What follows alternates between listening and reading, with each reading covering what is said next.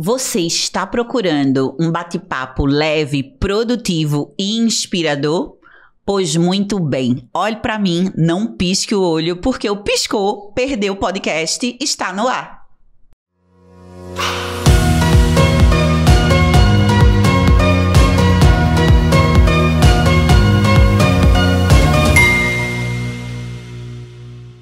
No dia 1º de janeiro de 2025, prefeitas eleitas e prefeitos eleitos irão assumir a gestão pública de mais de 5.000 cidades espalhadas por todo o país.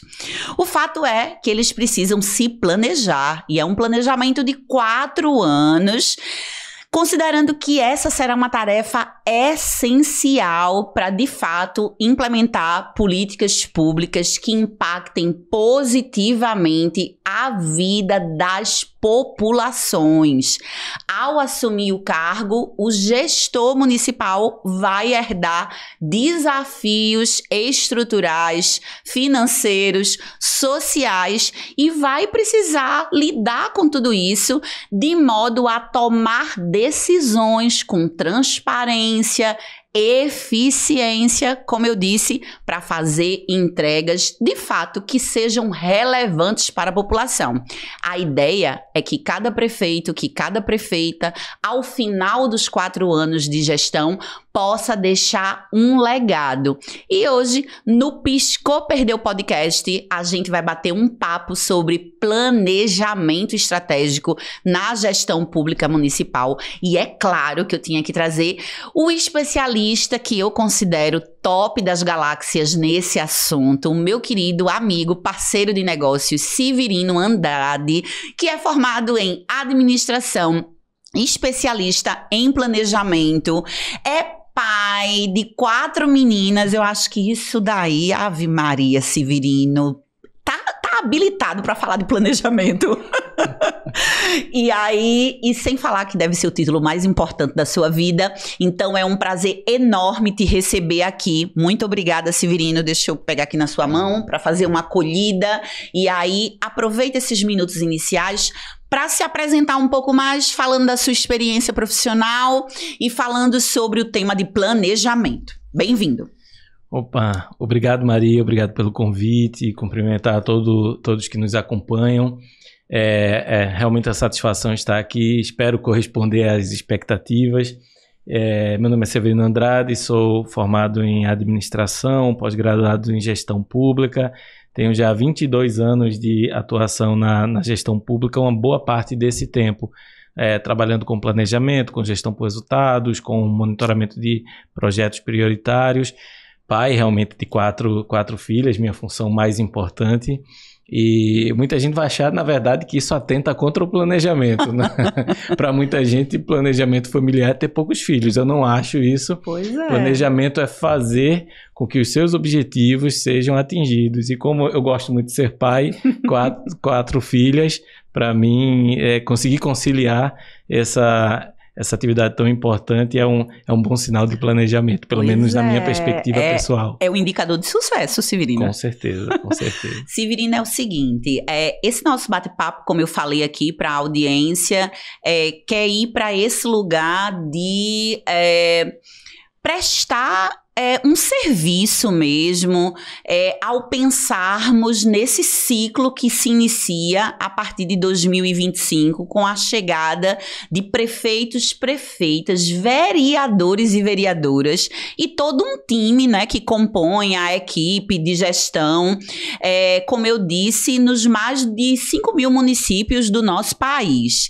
E por que a gente vai se debruçar sobre esse tema? Porque a gente, pela nossa história profissional na área de educação, trabalhando com políticas públicas educacionais, a gente sabe que se de fato a gente quiser ter resultados, é preciso planejar. Então, não dá para fazer gestão pública sem evidências, sem olhar para os dados. E para começar, eu quero te perguntar, o que o prefeito, a prefeita, já deve nos primeiros dias, 100 dias de gestão, priorizar? Para onde eu devo olhar? Por onde começar? Perfeito. Acredito que a primeira medida que qualquer gestor eleito, diante de um desafio tão importante como governar uma cidade e como atender os anseios, as expectativas da população, a primeira medida que deve ser adotada é revisar todos os compromissos que foram assumidos, né? Bons gestores públicos devem ser capazes de realizar os compromissos que assumiram. Afinal, são as tais promessas de campanha? Exatamente. As promessas de campanha, elas precisam agora se transformar em projetos, em programas, em iniciativas bastante efetivas, porque nós estamos percebendo, e isso eu acho que é um movimento muito importante, que a população cada vez mais cobra do gestor o compromisso com aquilo que foi assumido. Então, sim, é muito comum nas redes sociais que as pessoas façam essa comparação entre as promessas, os compromissos assumidos pelos então candidatos com aquilo que está sendo observado na gestão. A imprensa também, né, os meios de comunicação acompanham, fazem esses balanços, né, dentre as promessas realizadas, o que já foi cumprido, o que não foi cumprido ainda. Então, acho que a primeira medida é de fato colocar para dentro do programa de governo, sim, aquilo que foi um compromisso no período eleitoral. E esse é o momento que o planejamento ele faz muita diferença, porque eu costumo sempre dizer que a lógica do planejamento em si, pelo menos numa perspectiva conceitual, ela é muito simples, né? Planejar é pensar antes de fazer. Como você acabou de dizer, está muito próximo do momento em que eles precisam começar a fazer. Sim. A partir de 1 de janeiro, começam as ações efetivas, o governo começa, as coisas começam a acontecer. Então, esse é um momento que todos precisam já estar planejando. O planejamento não é uma atividade única, ele é um ciclo. Sim. Então, não significa que o planejamento vai só até 31 de dezembro e a partir de 1 de janeiro começa a execução. O planejamento deve acompanhar esses gestores e suas equipes ao longo de toda a gestão, ao longo de todos os 4 anos, porque o planejamento começa agora com essa definição de objetivos, metas, análise dos recursos que serão necessários para fazer com que essas ações sejam realizadas, mas continua naquele ciclo do PDCA, né, que é eu planejo, executo, vou monitorando, fazendo, sim, a checagem daquela execução e depois corrigindo aquilo que eventualmente precisar de correção. Mas eu diria que uma primeira medida, obviamente é bom botar um pé à frente do outro, né? Então não dá para pensar tudo ao mesmo tempo, mas que pelo menos os gestores municipais comecem a transformar aquelas promessas em projetos. Sim. Chamar as equipes, montar o seu secretariado, né? Eu sei que uma boa parte dos gestores municipais ainda não anunciaram os seus secretários, a sua equipe, mas é importante que esse movimento ele seja feito com critério, escolhendo pessoas capazes de levar à frente esses projetos, qualificando bem a equipe, porque esse é um primeiro grande passo. Tudo começa e termina com as pessoas, né? São as pessoas, no final das contas, que vão transformar ideias em ações e ações em resultados. Então, 2 coisas.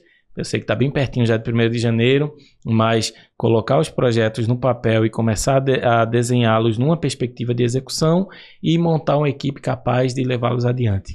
Muito bom. Eu já ia levantar essa bola falando sobre gestão de pessoas, pensando nessa capacidade que o gestor público precisa ter de montar times, não é? Então, seja um município de pequeno, médio ou grande porte, não dá mais, em pleno século XXI, pensando nas entregas qualificadas que precisam ser feitas, para a gente não considerar que ao montar o time, o primeiro escalão, eu preciso tentar ao máximo blindar, trazendo pessoas tecnicamente competentes, porque é isso, eu vou fazer um balanço, uma retrospectiva do que foi compromisso assumido durante a campanha. Então, os meus eleitores confiaram, né? Não é pouca coisa. coisa.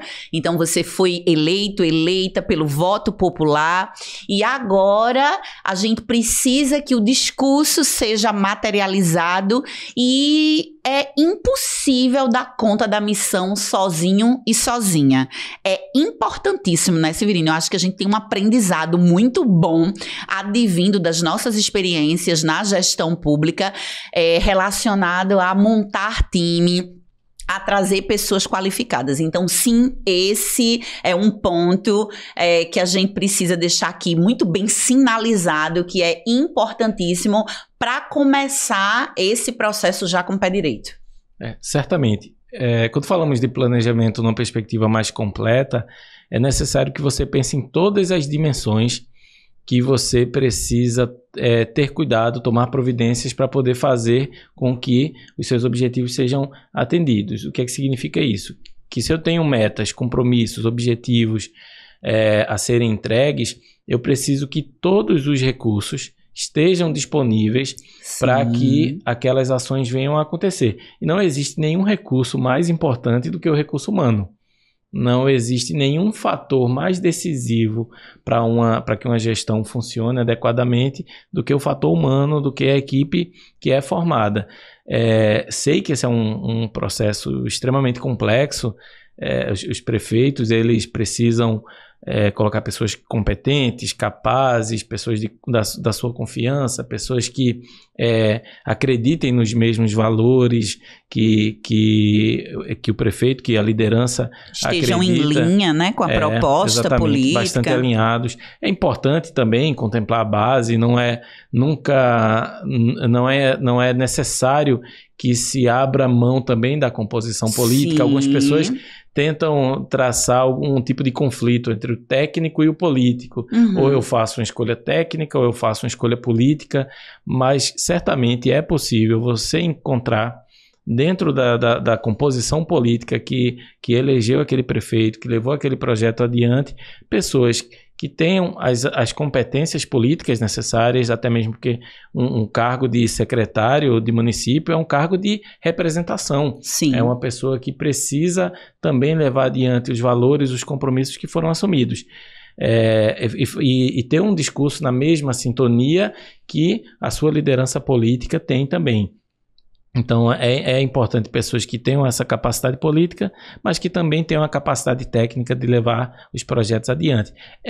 É a coisa mais difícil. Conseguir montar um bom time não é fácil, mas quando você consegue, tudo fica mais simples, a probabilidade de dar certo aumenta muito quando você tem um time bem estruturado. E o time fala muito sobre a sua gestão, não é? Outra coisa também que eu acho que é muito forte para fechar esse ponto é que ao escolher por competência técnica, considerando, como você disse, o equilíbrio entre a dimensão técnica e política, que você vai ter pessoas ali na linha de frente, lhe ajudando a desenhar, implantar e implementar políticas públicas que vão ser a marca da sua gestão. E aí eu quero falar, Severino, que a gente tem grupos, 2 grupos dentro dos prefeitos e prefeitas que irão tomar posse em 1º de janeiro. Aqueles que vão chegar pela primeira vez, né? Estão vivendo ou irão viver a primeira experiência, o primeiro ciclo de gestão. Devem estar com a cabeça a 1000, não é? E certamente debruçados sobre o planejamento. Mas também tem um grupo que foram reeleitos, e acho importante também a gente falar sobre isso e dizer, olha, zerou a história e vamos agora ir para um novo ciclo, pensando o que a gente pode fazer, não na manutenção apenas dos projetos e programas que nós tínhamos, mas assim, o que a gente pode inovar, o que é que dá. Eu acho que quando você é reeleito, você ganha uma nova oportunidade, não é? Para continuar, porque a população entendeu, validou o seu trabalho, e acho que a responsabilidade é meio que dobrada, assim, olha, agora a gente precisa fazer mais e melhor. E aí, pensando nesses 2 grupos, eu quero te perguntar, do ponto de vista do planejamento, se faz sentido para ambos novos prefeitos e prefeitas reeleitos fazer diagnóstico, Severino, olhando para saúde, segurança, educação. Então, cheguei lá, sentei na cadeira, já tô com o meu time, já revisei quais foram os meus compromissos. Faz sentido para ambos os grupos fazer diagnóstico, olhar para o cenário, não é, que ele está encontrando na prefeitura ou que ele mesmo construiu ao longo do último ciclo de gestão? Totalmente. O diagnóstico ele é imprescindível em qualquer início de um ciclo de planejamento. Então, se você é um prefeito, uma prefeita que está assumindo agora pela primeira vez o seu município, o diagnóstico é vital, porque você precisa compreender bem como funcionam as engrenagens do município, o que está dando certo, o que está dando errado. É muito importante uma transição. Sim. Eu espero que todos aqueles que estão assumindo pela primeira vez tenham tido a oportunidade de fazer uma transição adequada. Sei que nem sempre isso acontece, por muitas vezes, seja por rivalidade política, seja porque o governo anterior não estruturou bem com a equipe todos os processos para fazer essa transição. Então isso muitas vezes acaba não acontecendo, o que é lamentável, mas é importante buscar uma boa transição, mas fazer o diagnóstico especialmente sem preconceitos, sem ideias pré-estabelecidas. Sem julgamentos, né? Sem uma necessidade de desmontar tudo aquilo que era feito. Não, um bom gestor, ele aprende a aprimorar o processo, a conseguir sempre ganhos marginais, sempre que o próximo ano seja melhor que o anterior e assim por diante. Então, se há bons projetos na gestão anterior, mesmo que seja uma gestão em polos opostos na política, acho que seria muito sábio por parte do gestor eleito que ele faça esse diagnóstico, identifique aquilo que ele pode manter e aquilo que seja necessário mudar, aí ele vai para a próxima etapa da formulação de novas políticas públicas. Então, é realmente essencial para esse gestor que está tendo a oportunidade de, pela primeira vez, gerenciar seu município, que ele faça esse diagnóstico. E para aquele que foi reeleito, também é muito importante. É curioso observar que a maior parte dos gestores, eles terminam a primeira gestão com aprovação muito maior do que terminam a segunda gestão. E muitas vezes isso se atribui a um cansaço, a um desgaste, ao fato de que as pessoas estão acompanhando aquela trajetória política há muito tempo e começam a querer mudança. Isso é verdade, mas há casos, nós conhecemos vários, de governantes que tiveram uma aprovação popular ainda maior na segunda gestão do que na primeira. Sim. Então, é sim possível aprimorar esse trabalho, não fazer uma simples continuidade e pensar realmente no que pode ser renovado. E nesse momento, o diagnóstico ele é importante, naturalmente é um diagnóstico e é necessário tomar cuidado com isso. É um diagnóstico que tem uma metodologia e um objetivo diferente daquele diagnóstico do gestor que está assumindo a primeira vez. Então, ele serve mais como uma revisão do ciclo anterior para identificar o que foi possível fazer, quais compromissos foram assumidos e não foram concluídos e precisam ser concluídos nesta segunda gestão, e quais novos compromissos eu pretendo cumprir. Sim. E quais compromissos, inclusive, eu tenho assumido numa primeira gestão, mas o ambiente mudou, o cenário mudou e eu agora acredito que devo fazer outra coisa, porque revisar ideias é muito importante. Uhum. Às vezes, você tem uma primeira ideia, uma primeira proposta e tem um programa que você levava adiante na gestão anterior, e quando você assume numa segunda gestão, você percebe que aquele programa não faz mais sentido nesse novo momento. Algo que eu percebo no Brasil é uma dificuldade das pessoas matarem um programa para que outro possa nascer. Sim. É muito comum que você perceba que um órgão ele tem 6, 7, 8 programas e às vezes, devido à continuidade política, ele sempre pensa no próximo programa como o 9º, o 10º, porque eu vou manter tudo que existia anteriormente. E por muitas vezes é necessário, até por uma questão orçamentária, Sim. O orçamento ele não é infinito. Se você, durante a primeira gestão, aplicava todo o seu recurso em 7, 8, 9 iniciativas, talvez nessa nova gestão, a não ser que você consiga novo orçamento, uma ampliação do seu recurso, talvez seja necessário você reduzir algum programa que ele seja menos útil hoje para a população, menos antenado com a sua realidade atual. Talvez seja necessário extinguir programas, extinguir iniciativas para que você possa iniciar novos, né? Assim, às vezes algo tem que morrer para que outra coisa possa nascer. É isso, Severino, você tocou em um ponto assim super importante e que bom que você levantou essa bola, que é algo que também aqui no nosso podcast a gente quer deixar marcado a partir desse nosso bate-papo, sobre um drama que a gente vive nos municípios,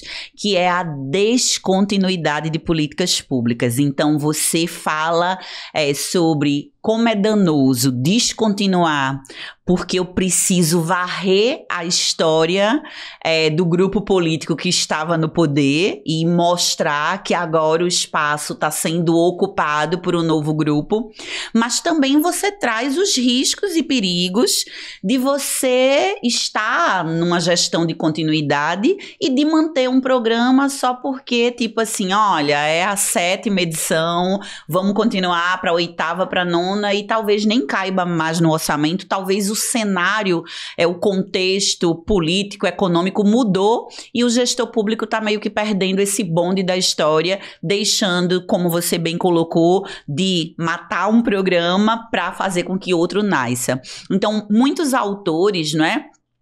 Falam sobre ciclo de políticas públicas, mas basicamente a política pública ela é desenhada, ela vai ser implantada, a gente vai ter o processo de implementação seguido por monitoramento e avaliação. Então, se o gestor público chegou, né, tomou posse, como eu disse, herdou ali desafios, não é, ligados a questões estruturais, questões sociais, econômicas, mas se tem algo dando certo, por que não continuar imprimindo a marca da nova gestão, não é? Quem sabe até mudando uma cor, o slogan, mas sem perder a essência dos programas. Porque isso acontece muito, né, Severino? Lamentavelmente, e eu vou falar da área de educação. Porque em educação, a gente precisa de tempo para que os resultados apareçam. Então, muitas vezes você está com um programa de alfabetização tão azeitado, tão engrenado, aí mudou a gestão, a gente vai mudar material, metodologia, formação, opa, voltamos à estaca zero. E quando a gente fala de políticas públicas educacionais, às vezes para o resultado aparecer, Severino, é uma década. Então, assim, eu acho que voltando nesse ponto, esse alerta, você como especialista em planejamento e assim, falando sobre essa gestão pública que tem a dimensão política, mas que precisa olhar para os beneficiários da política, que são as pessoas lá na ponta. Severino, faz muito sentido uma investigação minuciosa, não é? Já que vai fazer diagnóstico de programas e projetos que estão rodando, para ver se realmente os resultados, né? Eu acho que é isso, tomar decisão com base em evidência, sem preconceitos. Tá dando resultado? Continua. Não tá dando resultado ou precisa ser avaliado, mudado, tudo bem, no ciclo da política pública eu posso voltar e redesenhar, voltar no processo de implementação para conduzir de um jeito diferente. Mas assim, queria muito, Severino, que a gente voltasse nesse ponto de descontinuidade de programas e projetos e os impactos negativos na vida das pessoas que estão aí no município. Descontinuidade de projetos, principalmente de projetos que ainda não tiveram seu ciclo de maturidade bem estabelecido, é um problema sério. Isso gera, inclusive, perdas financeiras para o município. Vamos pegar um caso muito simples, né, que era muito comum. Uma obra, né? O gestor A começa a construir uma ponte, mas o gestor B não quer terminar a ponte que foi construída pelo seu antecessor, e isso é um desperdício de recurso. E quando nós falamos em políticas mais complexas, saúde, educação, assistência social, enfim, é necessário ter um tempo, dar um tempo para que a política possa maturar, para que possamos avaliar de forma científica qual a capacidade daquele programa, daquela iniciativa gerar resultados.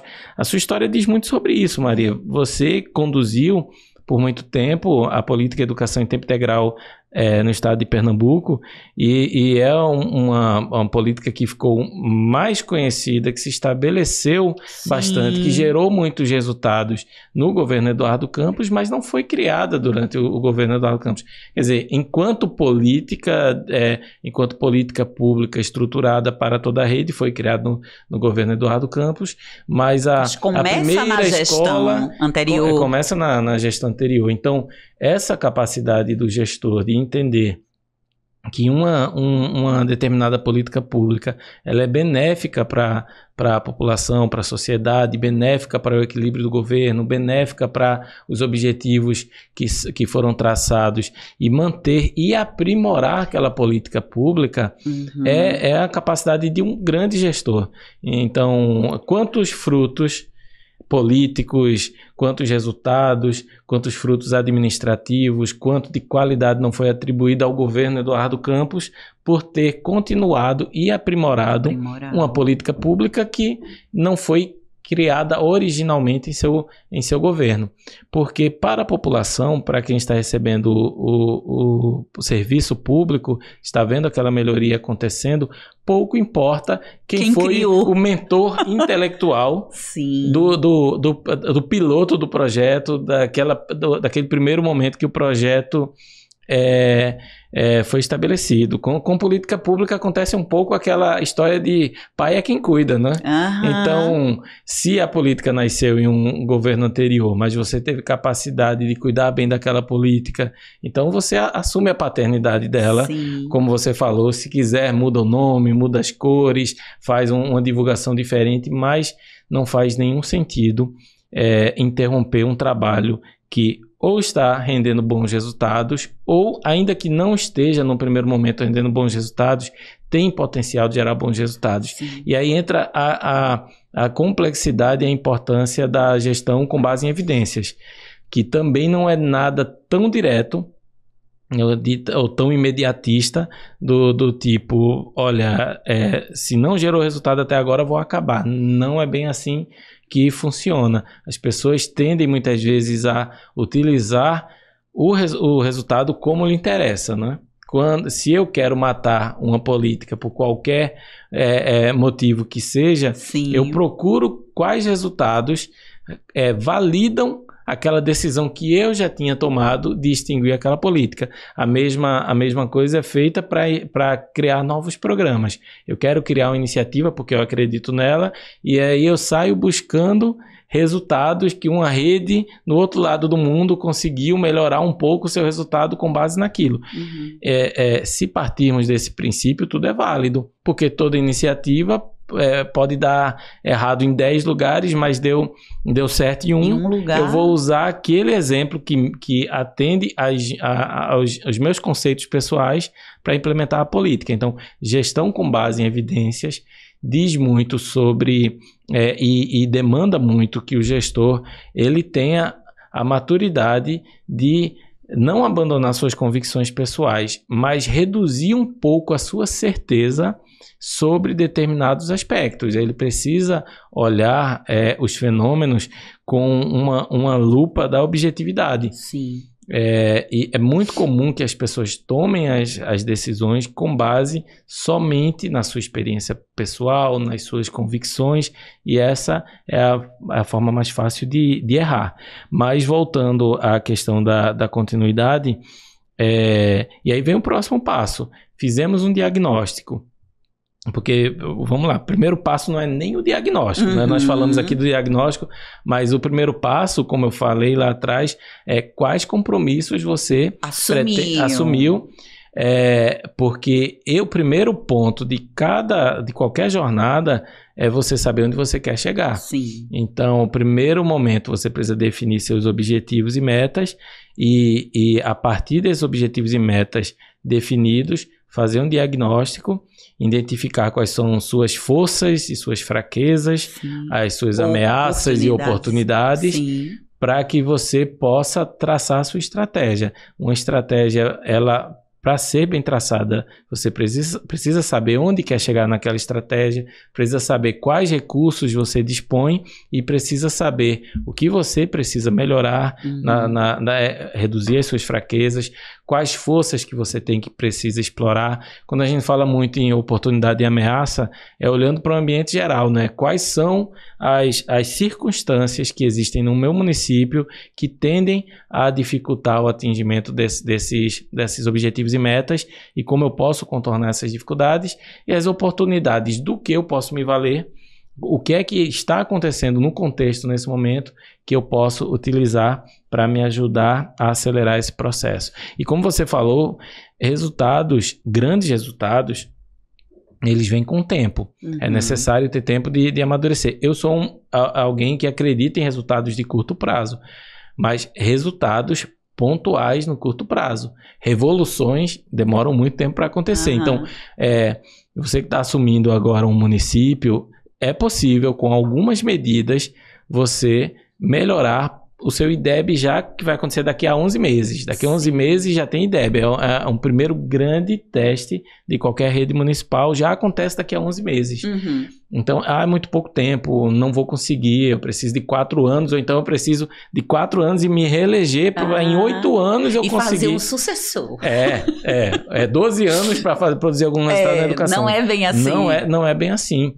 É possível obter resultados até consistentes no curto prazo.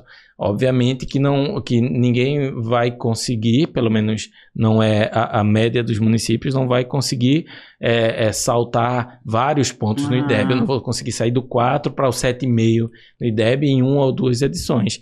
Mas eu acredito muito no ganho marginal, na questão de você dar um passo e conseguir garantir que pelo menos no próximo ciclo você cresça um pouco. Sim. No ciclo adiante você cresce um pouco mais e você vai percebendo que vai gerando mais confiança na rede. Os pequenos resultados no curto prazo eles são muito importantes, porque eles geram um movimento de maior crença, de maior engajamento. Então, maravilha. Acho que é importante ter os objetivos de longo prazo, qual legado que você quer deixar, o que é que eu posso atingir em 4 anos, o que é que eu posso atingir em 1 ano, o que é que, mesmo que eu não atinja nos 4 anos, eu posso deixar bastante encaminhado para que outras gestões possam fazer também. Então, faz sentido no planejamento estabelecer metas de curto, médio e longo prazo, é isso, né? Então, só recapitulando, a gente revisitou os compromissos de campanha e tudo bem voltar atrás e repensar alguns, quando você sentar na cadeira e tiver um panorama mais realístico da situação do seu município. Então, acho que tem uma coisa também de você olhar para o que você se comprometeu, entendendo se você realmente vai dar conta, porque às vezes, né, Severino, naquele processo ali eleitoral, é um corre-corre tão grande, é um movimento intenso. E aí, o plano de governo é feito, às vezes, muitas vezes, de maneira mais acelerada. O fato é que quando você senta na cadeira, que você reúne o time, que você está com diagnóstico, você pensa assim, poxa vida, eu acho que eu vou ter que ajustar aqui algo no que eu me comprometi, mas sem perder a essência, porque eu acho que todos os compromissos devem ter sido feitos olhando para a realidade dos municípios, a qual cada um estava concorrendo. E aí, feito isso, a gente vai para o desenho de programas e projetos, e o que você trouxe foi, olha, tem uma história de olhar para o legado, não é? Qual vai ser a marca que sua gestão vai deixar no município, mas pensar metas de curto e médio prazo que geram engajamento, um clima bom de que as coisas estão acontecendo, estão dando certo. Então, Severino, faz sentido a gente ter indicadores de processo, não é? Eu quero muito aproveitar toda a tua experiência para falar sobre isso, sobre como monitorar, né? Estabelecer metas, curto, médio e longo prazo, e os indicadores que precisam ser criados para a gente ir verificando se estamos no caminho certo. Perfeito. Essa revisão eu acho plenamente válido na minha perspectiva. Acho muito válido que o gestor eleito ele faça uma revisão dos seus compromissos. Não significa que ele tem carta branca para iludir a população com promessas impossíveis, inviáveis e quando chegar ao governo mudar completamente. Mas é natural que durante o período da campanha, por muitas vezes, principalmente aquele gestor que ele está agora pela primeira vez assumindo a função de prefeito, ele não estava com a máquina nas mãos. Sim. Então tem dados que ele não conhece, ele só vai conhecer durante o período de transição ou até mesmo no início do governo. Então, uma revisão responsável daquelas metas é importante. E nesse momento surgem até novos compromissos, ações estruturantes que você não previu que eram tão importantes serem feitas durante a campanha, mas que no início da gestão você acha importante. Então, a partir do momento que você revisou os seus compromissos, que estabeleceu bem objetivos e metas de curto, médio e longo prazo, será necessário pensar no monitoramento, nesses indicadores. E quando nós falamos de indicadores de processo de resultados, eles precisam ser muito sincronizados e muito homogêneos, porque para eu atingir determinados resultados, eu preciso que alguns processos estejam afinados com aquela iniciativa. Então, se eu quero melhorar um indicador na educação, por exemplo, existem indicadores de processo que atestam, que demonstram que você está indo no caminho certo. Sim. Eu não posso melhorar resultados na educação se eu não tiver indicadores que mostrem que a escola está funcionando melhor, que o professor está engajado, satisfeito com as suas atividades, que os estudantes estão frequentando a escola. Então, é muito importante que nós tenhamos todo esse encadeamento. Eu tenho que ter algumas alavancas que eu sei que se eu mexer naquelas alavancas, eu vou conseguir alguns resultados muito relevantes. E aí entra a questão do monitoramento. Planejamento sem monitoramento ele é incompleto. Hoje, praticamente todas as redes planejam. Sim. É muito raro você entrar em um departamento público qualquer e você não vê lá um mapinha da estratégia, não vê... Um quadro de gestão. Exato. Missão, visão. Missão, visão e valores. E aí as pessoas consideram que com isso nós fazemos o planejamento. Não, você fez a primeira etapa do planejamento, que é a parte conceitual desse planejamento. E por vezes as pessoas tentam rebuscar tanto esse processo que o planejamento demora 2 anos para fazer. Então deu 4 anos de gestão, ao final do 2º ano de gestão o prefeito vai lá e faz um evento para anunciar o planejamento dele, mas já passou metade do governo. Então o planejamento não pode ser feito de forma assodada, de qualquer jeito, mas também tem que se tomar cuidado para que você não perca o time de fazer esse planejamento corretamente. Um senso de urgência, dada a necessidade da população, né? Exato. Se você não adianta ter um mapa muito bonito na parede com missão, visão e valores, se o seu orçamento está descasado disso. E o orçamento é um ponto super importante. Se eu tenho 12 prioridades, todo mundo faz lá o mapa da estratégia e coloca, eu tenho 10 objetivos estratégicos. O quanto de recurso você tem alocado para cada um desses objetivos estratégicos?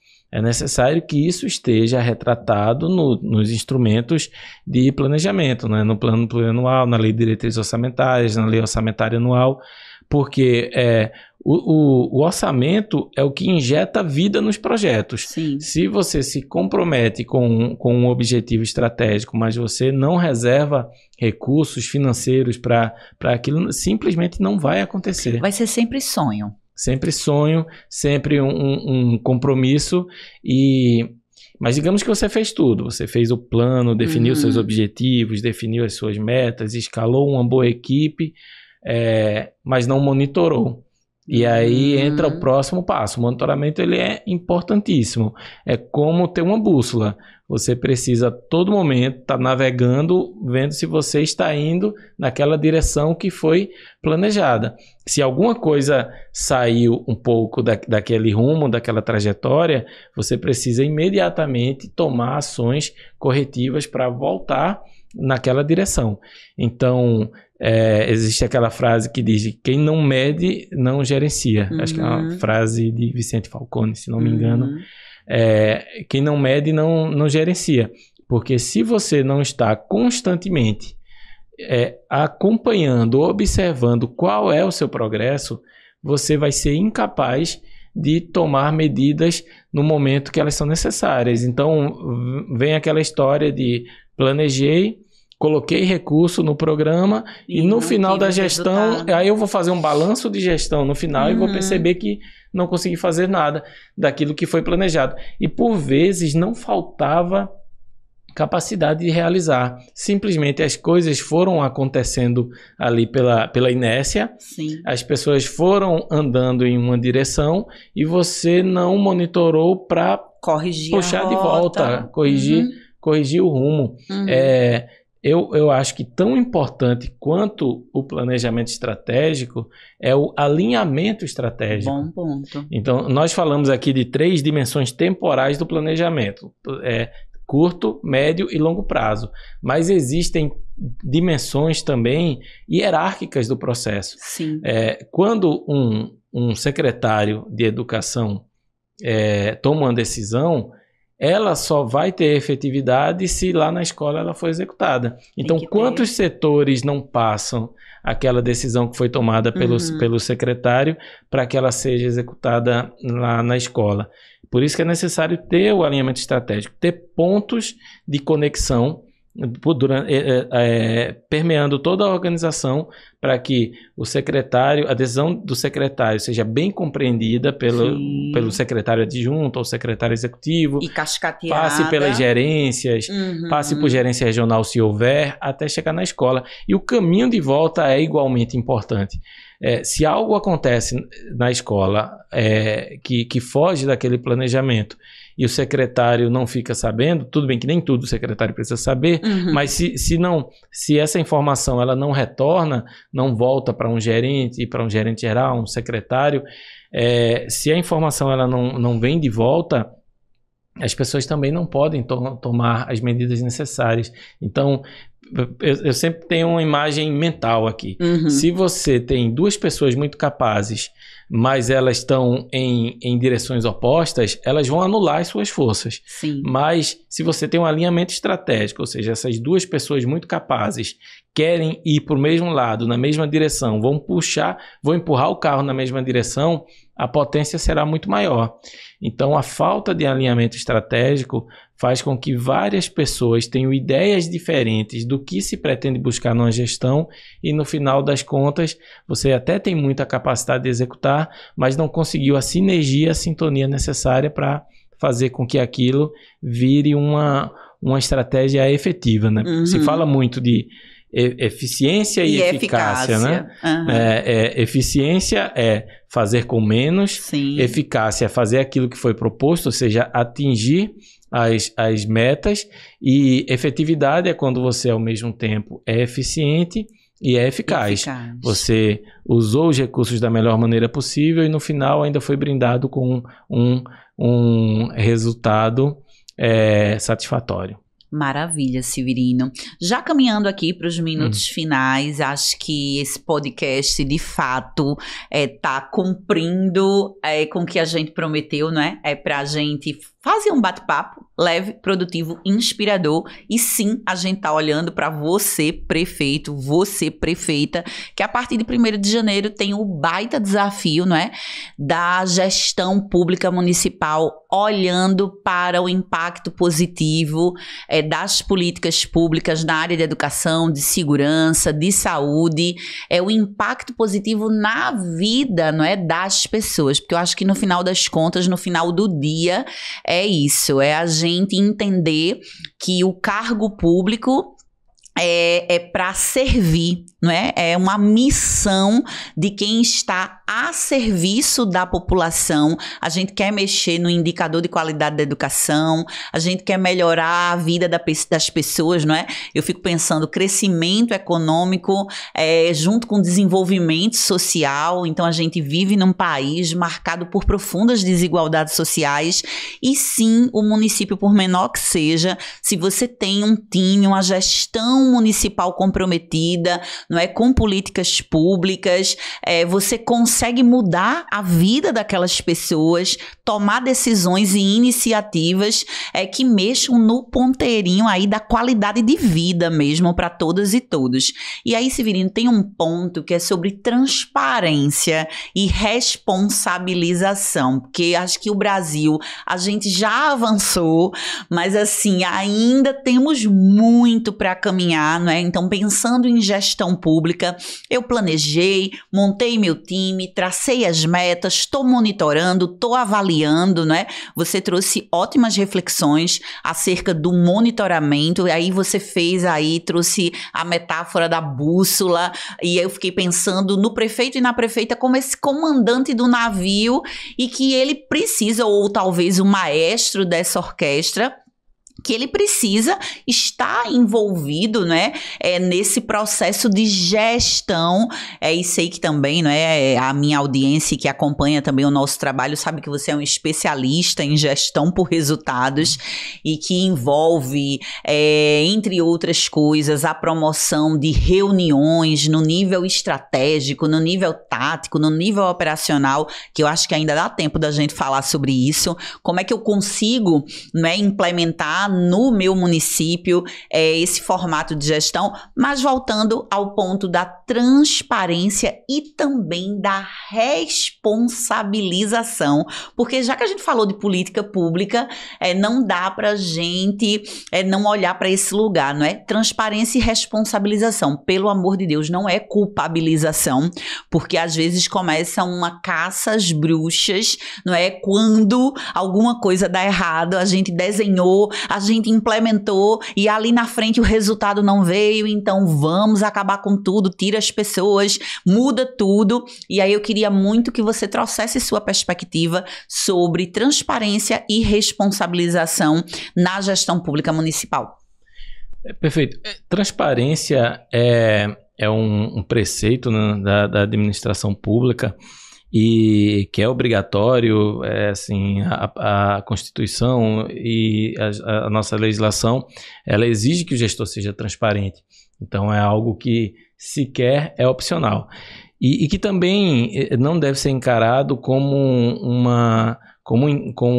um fardo. Sim. Eu preciso ser transparente, eu preciso abrir minhas contas, preciso divulgar meus números. Tem um portal da transparência, Exato. Né, com dados atualizados. Isso. Alguns gestores são muito reativos em relação a isso, como se isso pudesse atrapalhar a sua gestão. A verdade é que objetivos claros, gestão administrativa transparente, a população consciente do que está sendo feito no governo só aumenta a potência daquele governo de atingir bons resultados. Porque o que mais dá legitimidade para um governo é o apoio popular. Sim. É o que mais dá legitimidade. E se você demonstra para a sua população o passo a passo de tudo que você está fazendo para honrar aqueles compromissos que você assumiu, isso só traz benefícios. Obviamente que em algum momento o seu resultado ele pode ser não tão bom quanto você esperava e que isso pode gerar cobranças, pode gerar questionamentos, mas se você fez o dever de casa de ter uma equipe qualificada, de trabalhar com dados, trabalhar com as melhores informações, você vai saber responder a todas essas questões. Sim. Nem sempre um resultado adverso, porque pode acontecer no primeiro momento. Como eu disse, você tem 2 avaliações do IDEB ao longo de uma gestão de 4 anos. Digamos que a sua primeira avaliação não foi muito boa, mas se você mostrou para a população que está investindo onde deveria investir, está qualificando o trabalho dos professores, está tomando as melhores decisões, melhorando o ambiente da escola, dificilmente... Investindo dinheiro, né, Severino? De maneira correta. De maneira correta e transparente. E com dinheiro é que a transparência tem que ser maior ainda para que as pessoas confiem naquilo que está sendo feito. Infelizmente, o nosso país ainda é marcado por muitos escândalos de corrupção. Então, a transparência pode mostrar a sua população, mostrar a sua própria rede, Sim. Porque não é incomum que muita gente dentro do governo desconfie do seu próprio governo. Imagine, se a escola não confia na sua secretaria, se o gestor da escola acha que não está chegando recurso na escola porque tem alguma prática ruim, como é que esse servidor na ponta, esse professor, esse gestor, como é que ele vai se engajar em um projeto que ele não acredita? Então, a transparência é um fator de engajamento, de adesão. Gera confiança. É importantíssimo, é vital. Não só é algo obrigatório para o gestor, como utilizado de maneira correta, com clareza nas informações, com honestidade na forma como essas informações elas são divulgadas, elas geram mais e mais engajamento. Na gestão por resultados, 15 anos atrás, quando eu comecei a me aventurar nesse tema, existia uma resistência enorme, porque as pessoas achavam que realmente era um processo somente de cobrança, de pressão. E que ia ser responsabilizado de num sentido negativo, né? Tipo assim, vão me culpar por esse resultado. Isso. Mas algumas das práticas, e eu me orgulho muito que você fez parte dessa história, que a forma como foi conduzido esse trabalho ocorreu de uma forma que pudemos fazer uma construção coletiva. Sim. As pessoas sentiram que eram parte do processo, que eram ouvidas, que as contestações que eles faziam em relação a um método, a uma meta, a um bônus que é pago, tudo isso era explicado, tudo isso era transparente. Isso gerou um engajamento muito profundo, isso gerou uma adesão muito interessante. Então, eu acredito que são temas muito interligados: planejamento, gestão por resultados, transparência. Uma das bases da gestão por resultados, inclusive, é a autonomia,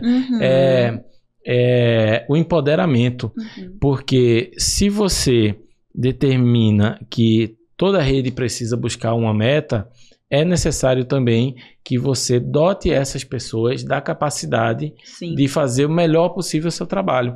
Então é muito comum, pelo menos da forma como nós fizemos gestão por resultados, que em uma reunião, em um debate como esse, a cobrança ela vem de todos os lados, porque todos somos servidores e temos compromissos. Então a escola pode cobrar a secretaria, porque da mesma forma que é válido a secretaria cobrar que a escola persiga aquele resultado, é legítimo que a escola cobre a secretaria que forneça as condições necessárias. Então, acho que é uma forma de trabalho que ela enriquece de todos os lados e, no final das contas, quem ganha mais ainda é a população. E corresponsabiliza.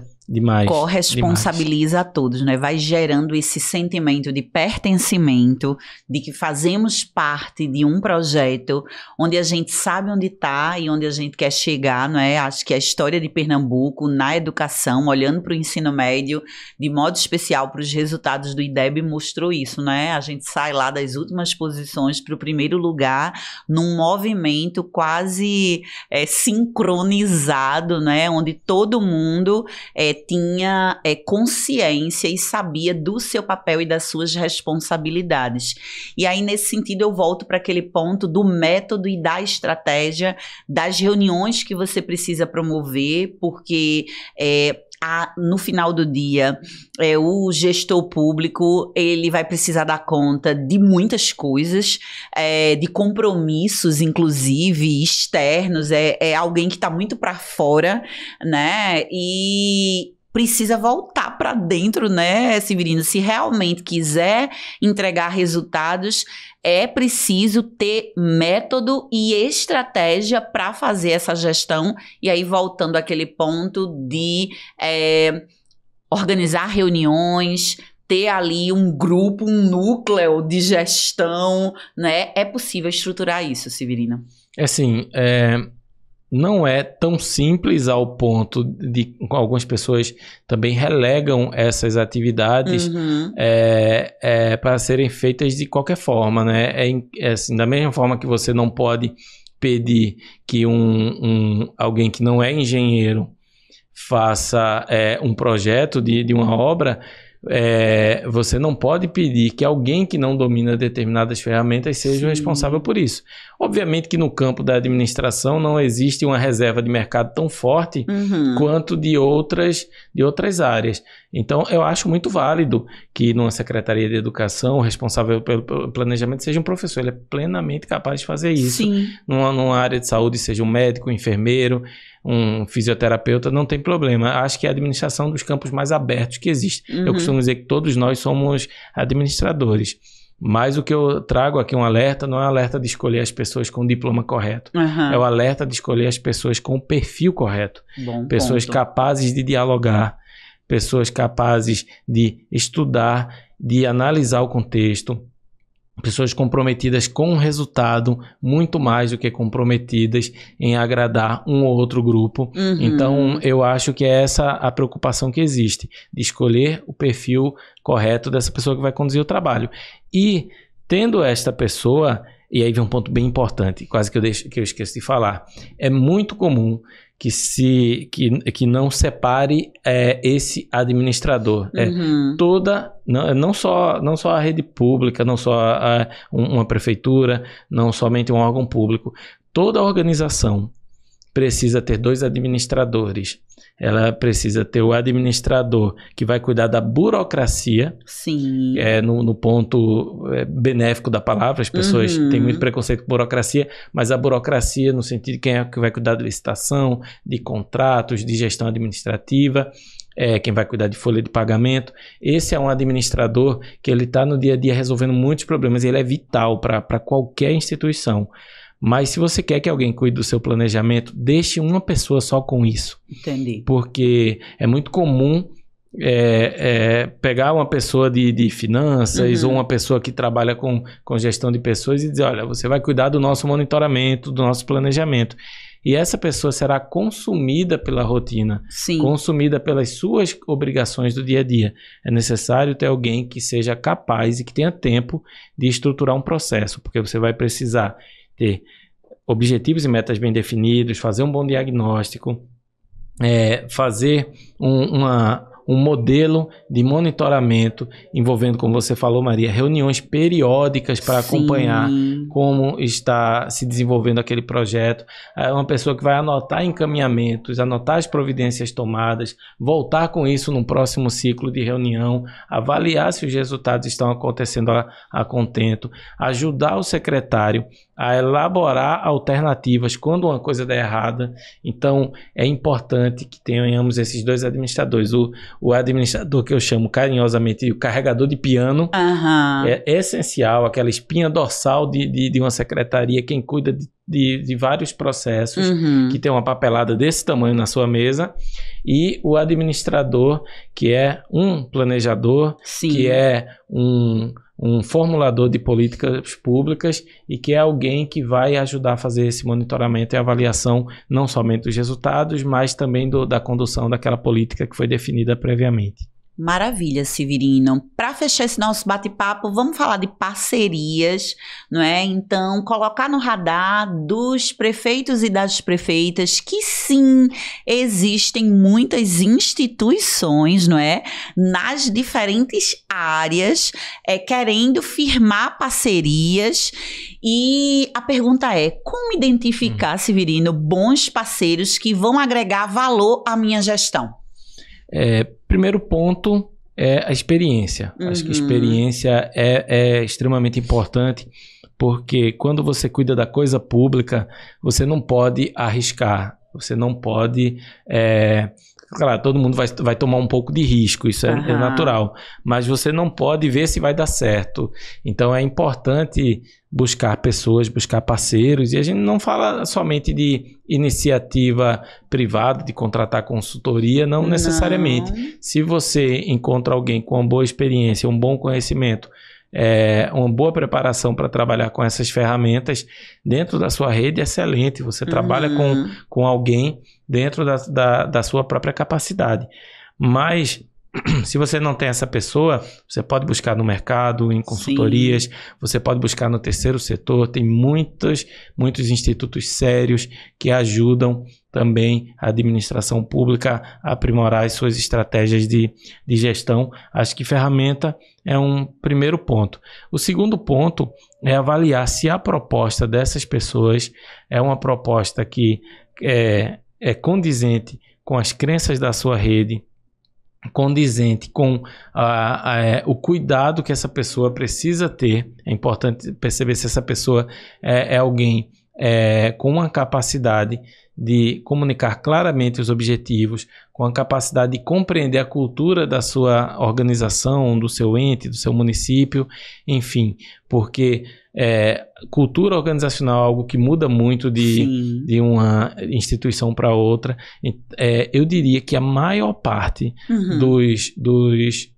das iniciativas de gestão por resultados que deram errado porque alguém errou a mão, ou foi muito rápido, ou foi muito devagar, ou foi muito agressivo, ou foi muito passivo na forma como comunicou as metas. Queimou alguma etapa, né, Severino? Exatamente. Sentar com uma pessoa e dizer, olha, agora a rede tem metas e você precisa lutar para atingir essas metas aqui. É uma conversa difícil, é uma conversa que precisa ser permeada de muitos cuidados. Se você vai muito rápido ou muito devagar, você corre o risco de ou gerar resistência se for rápido demais, ou não gerar o efeito que você espera se for muito devagar também, não produzir aquela mudança cultural que é importante. Então eu diria que avaliar a experiência, avaliar o perfil de quem vai implementar, seja alguém interno, seja alguém externo, e avaliar também a capacidade de diálogo e de clareza que essa pessoa tem. Acho que tendo esses elementos já é um bom ponto de partida.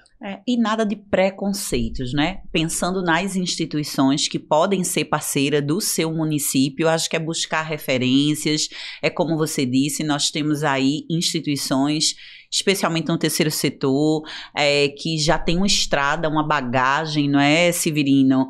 Rodando e apoiando, enfim, municípios e estados na implementação de políticas públicas, e você avaliar, tanto do ponto de vista interno quanto de fora do mercado, quem são os atores que têm sinergia com a proposta de governo que você traçou, com o planejamento que você definiu para os 4 anos de gestão. Acho que é isso, não é? Sem pé atrás, sem freio de mão puxado, entendendo que há limitações muitas vezes. Eu estou falando, inclusive, com experiência como secretária executiva, que por conta da burocracia, muitas vezes, algumas travas, o tempo que eu precisava executar algo não batia com o tempo da execução do orçamento, por exemplo, e às vezes você tem um parceiro que viabiliza bons projetos, que consegue chegar junto, apoiar, inclusive com mobilização, engajamento. Eu estou pensando aí, prefeitos e prefeitas que vão dar a missão aos seus secretários municipais de educação de fazer avaliação diagnóstica, de levantar já informações acerca dos dados da rede. Então, eu acho que tem caminhos e possibilidades, nada de se fechar, porque acho que o desafio é muito grande e é muito importante criar pontes, não é, Severino? Com certeza. E eu volto muito ao tema do perfil correto. Tem uma frase, eu vou adaptar aqui uma frase que diz o seguinte: se você acha a educação cara, experimente a ignorância. Pois é. Eu uso a mesma coisa para essas iniciativas. Se você acha o profissionalismo caro, experimente o amadorismo. Uhum. Todo mundo já viu uma secretaria que tem... Principalmente isso acontece quando um grupo político passa muito tempo. Às vezes acontece aquela situação de que uma pessoa ocupa uma função. Então a pessoa está hoje em finanças. Aí daqui a 2 anos eu vou e coloco a pessoa em gestão de rede. Uhum. Mais 2 anos eu coloco a pessoa em planejamento.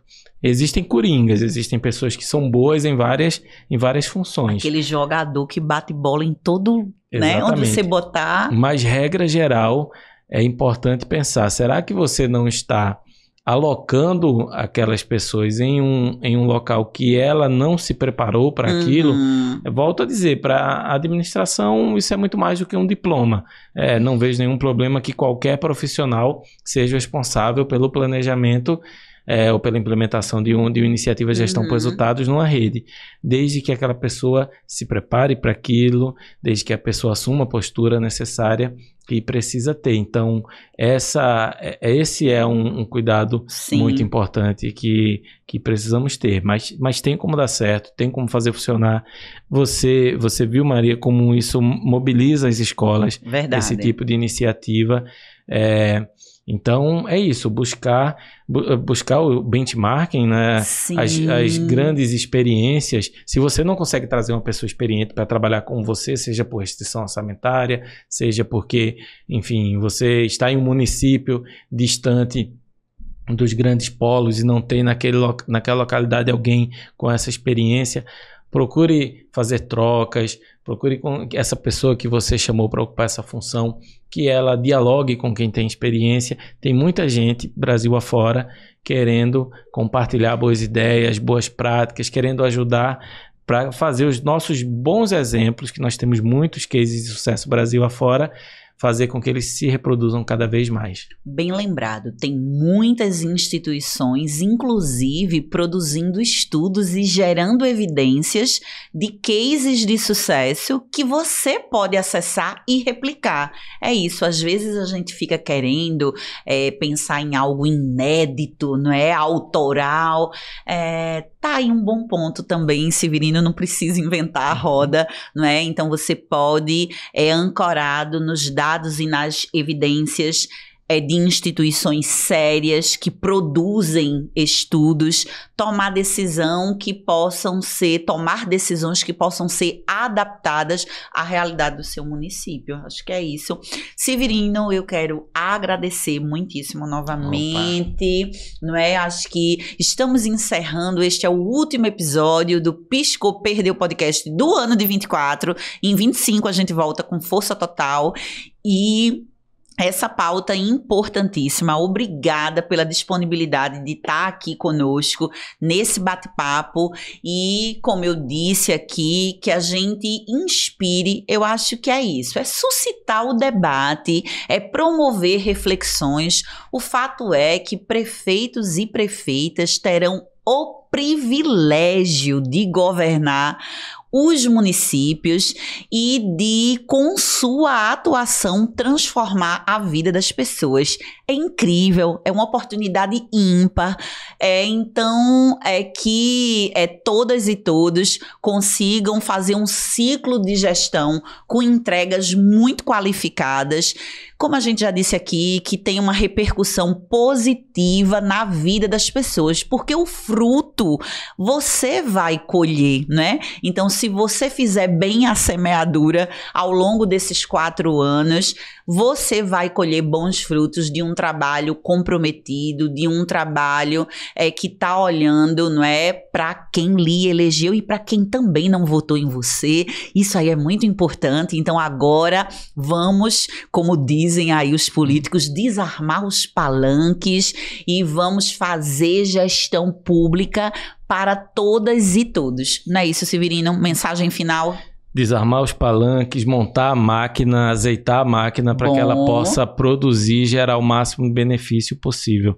Maria, eu agradeço demais pelo convite, é sempre um prazer, uma honra conversar sobre gestão pública com você, desejar a quem nos acompanha, já que é o último do ano, sim. Um Feliz Natal, Feliz Ano Novo, desejar aos gestores públicos que encontrem realmente toda aquela realização que buscaram para vocês, para as suas cidades. Eu concordo demais com você, Maria. Não vejo nada mais revolucionário do que você transformar a realidade de uma cidade, do local que você vive, da vida de centenas ou milhares de pessoas. Então, só posso desejar que esses projetos funcionem, que dê certo, que as pessoas consigam extrair o melhor possível e fazer o nosso país, nossos municípios avançarem. E acho que no que depender de pessoas como Maria, que compartilham conhecimento, de todos nós que gostamos da gestão pública, que somos de alma e de ofício servidores públicos, no que depender de nós, vocês sempre terão aliados, inclusive volto sempre que você me chamar, porque é um tema que eu gosto muito de falar. E é isso, o melhor desejo um 2025 de grandes realizações para os gestores municipais e que essas realizações se convertam em benefício para a população, que é o que todos nós queremos. É isso. Feliz Natal, um próspero Ano Novo e a gente se reencontra no canal do YouTube Maria Medeiros PE. Curte, compartilha, se inscreve no canal e até 2025. Tchau, tchau.